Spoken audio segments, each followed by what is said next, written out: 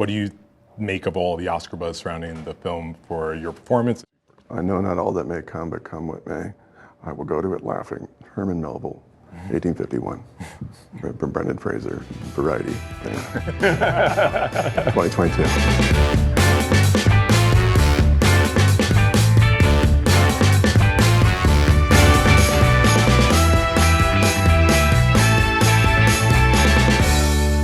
Brendan, there's a lot of Oscar buzz surrounding the film. A video was shot of you during a 14-minute standing ovation at the Venice Film Festival that went viral. Can you talk about that emotion and where it stems from? Oh gosh, it sure felt good. It's nice to be recognized. I might have smiled a bit too hard. It made my face leak. What can I say? It's the right actor for the right part at the right time. It took 10 years to cast this role, and I considered pretty much everyone on the planet for the role. And Sam's writing would attract many actors to play the role, so that wasn't the problem. It was just about getting that feeling inside of a reason to make the film, and putting Brendan in the film was a reason to make the movie. Ty Simpkins, you are a painful reminder that time continues on because you're grown up now and no longer that kid from Jurassic World that a lot of us know. How did it feel to take on this role, and how difficult was it for you to play? You know, it was a great role for me to kind of come back to the industry to. I felt very connected to the character on a very personal level, and I really felt that it was a good opportunity for me to kind of let that shine and kind of self-reflect a lot and have that come out in a very, healthy, beautiful way with filming this. And then also just on top of that, Jurassic World was such a large film to make. We had hundreds of extras on set every day and big CGI dinosaurs and, things that weren't really there. And Darren did such a good job of making such a small world feel so big with just all these characters, and also Sam's writing also helped with that, and of course Brendan and Sadie's performances did that as well. But yeah, it was a very exciting film to be a part of. Awesome. Sadie, you've worked with 2 directing masters this year, Aronofsky and a Miss Taylor Swift. You might be familiar with her, the world might be. What was it like working on this film and also Taylor Swift's short film? Very different. This one was obviously longer, but yeah, there's something about having a really, as Ty was saying, a really contained set that just allows you to be really vulnerable and feel really supported. And I think I felt that on both, and especially with this kind of material, it was really important that we all just trusted each other. Darren, have you seen Sadie in All Too Well, and how does casting someone like Sadie, who's a great up-and-comer, what do you see for the future for a young actress like her? Well, it's all upside for Sadie. She can do anything, and she will do many, many things, and audiences are going to be entertained by her for a very, very long time and moved by her work. The second I saw her in the second season of Stranger Things, I was like, who's that? And just been tracking her since then, and just it's what she does in The Whale is, I haven't seen work like that in a really long time. There's such a rhythm to Sam's words. It's very hard because Sam's character is boom, boom, boom, boom, boom. It's nonstop, the text. And it takes 2 or 3 viewings to catch the subtleties that this little powerhouse is putting out into the world. And so Dynamite comes in small packages. Exactly. So that's one of the really, I don't get bored of watching this. Normally I get pretty exhausted and I don't learn anything new from the details. I'm looking at the color or very specific technical stuff, but the performance is the performance. But there's a lot of really great, subtle, hard to catch work that it just keeps it a very rich tapestry, and that's because of these 2. And just one thing about Ty that was great. One thing you really haven't talked about is you were kind of self-retired a little bit when I met you. Yeah, we had a hard time tracking him down Mary was looking for you for a while. Why don't you talk a little bit about what was going on in your head? 'Cause Sure. you can share that. Yeah, It's a no. beautiful story. So I had worked on Jurassic and, little itty bitty things here and there. I did get to do Avengers Endgame. I filmed that in 2017, but I was there for one day and it was 10 seconds of screen time. So I don't really count that as anything. But I had gone through about 5 to 7 years of just not working and just not, just kind of fumbling through everything, figuring out who I was, being a kid. I played a lot of sports in that time, but I really was kind of coming to a decision whether I wanted to keep acting or not. And this was kind of the thing that told me to keep going. And it was a very beautiful moment when we had to do a Zoom chemistry read with Brendan and Sadie and Darren. And it was, it's awkward because it's Zoom. It's hard to kind of get a feel for everything. But at the end, Darren came back and he told me that I got the job and I was flying out to film the next day. And it was just such an emotional, proud moment for me to just, get a job. It was in one of this caliber. It really just put a lot of confidence back into my acting side. And yeah, it was truly an honor. Welcome back, Ty. Thank you. Welcome back. So we're getting a Sadie Ty rom-com soon then, right? Let's hope. Down for it. Brendan, what's the difference between this kind of physical transformation versus the one you did earlier in your career, such as The Mummy or George of the Jungle or Bedazzled? I was a different guy then. George's wardrobe was George. And a butt flap. That's Charlie's not that guy, but I did learn to play Charlie. You do have to be physically strong, and I think poetically I learned a lot about people who carry a lot of weight, that there's an incredibly strong individual in whatever shape their body is in.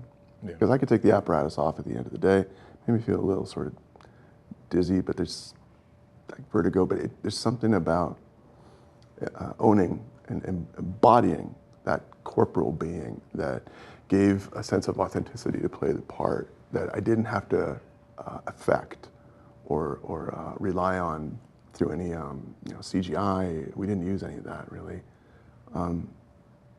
This was a makeup and a wardrobe and costuming that was designed specifically to obey laws of gravity and physics. It wasn't built just for a silhouette or a one-note joke. The very real practical aspects of working in that meant that everybody had to be pretty patient with me, getting into it and out of it. And I had a great team of 5-7 people to help me physically stand up and get, like I said, I'm not the guy I used to be. These knees ain't what they once were, but it was it was about kind of owning what made you feel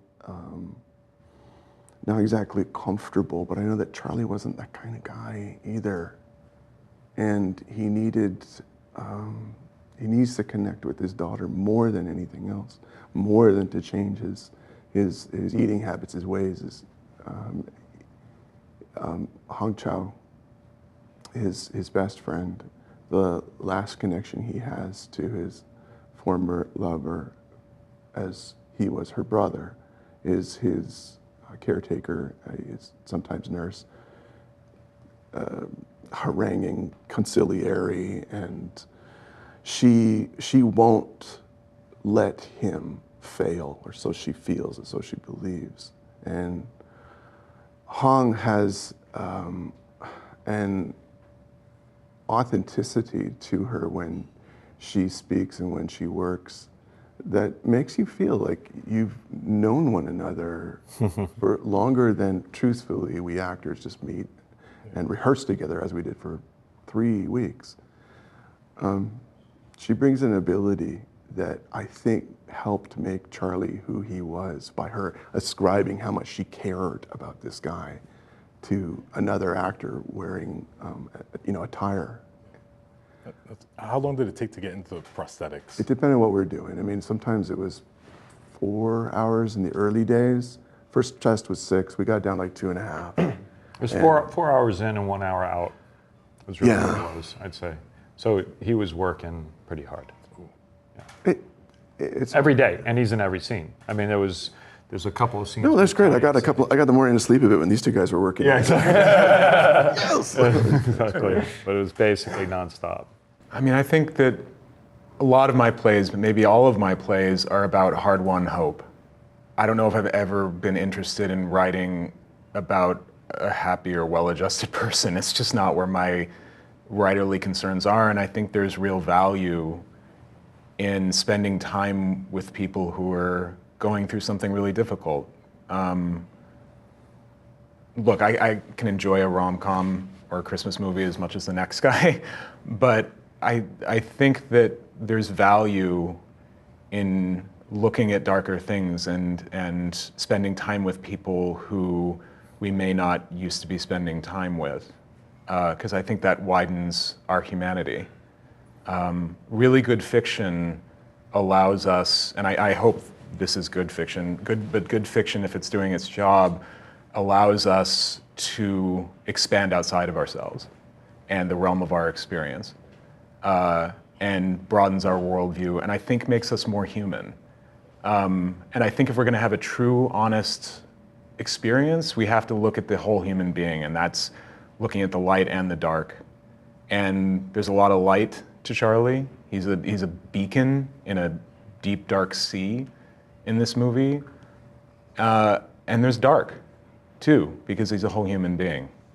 So Just having watched it now for the first time with two audiences in Venice, Italy, and then last night here in TIFF, it's a funny movie.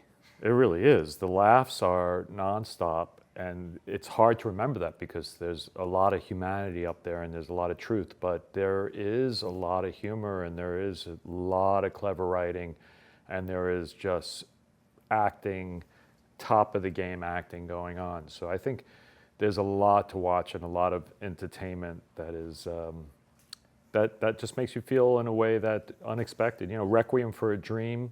I sort of work in this field a bit, and this for me I think is the film with the most humor and the most uplifting. But it also gives you that shared experience of watching some sadness and how you can bring that home to yourself.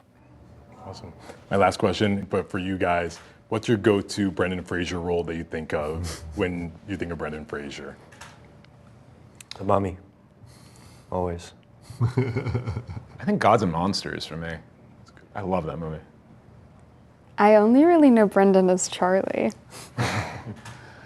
Does that mean you haven't seen Bedazzled yet? No, I haven't seen that, no. After this, you have homework. Okay, all right.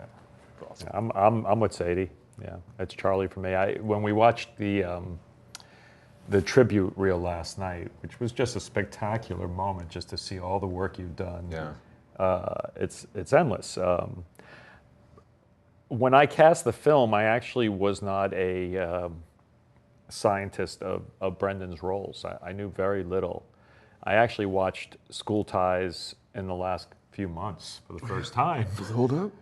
It's really good, and it's like nice that Matt Damon is the bad guy, and it's a tiny little role, barely gets a line in there. So it's just such an interesting snapshot, and there's a lot of strong stuff in that. But yeah, I mean, watching that tribute reel and then just seeing the playfulness of Brendan is amazing, but then just seeing the master he's become over the years. It's just that to me, that contrast was spectacular for me, right? Yeah. When we were watching that, it was me and Sam were getting chills. So. Oh, you guys. Oh, shucks.